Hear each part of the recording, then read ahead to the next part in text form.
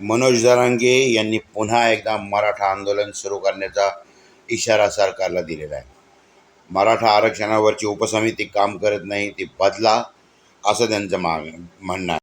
मराठ्यांना जाती प्रमाणपत्र 29 तारखेपर्यंत द्या, अन्यथा 30 तारखेपासून जरांगे पाटील हे पुन्हा एकदा उपोषणाला बसणार आहेत. आणि यावेळचं उपोषणाचं आंदोलन जे आहे ते अतिशय मोठं आणि तीव्र असेल. आणि या उपोषणासाठी 3 कोटी मराठे येतील असा त्यांनी अंदाज लावला. सातारा आणि हैदराबाद गॅझेटियर हे दोन्हीही एकत्र घेऊन त्याची त्वरित अंमलबजावणी करा आणि 1994च्या धर्तीवर आरक्षणाचा GR काढा, अशा त्यांनी मागण्या केलेल्या आहेत. जरांगे पाटील यांनी असेही सांगितले आहे की आता पुन्हा वेळ वाढवून देणार नाही.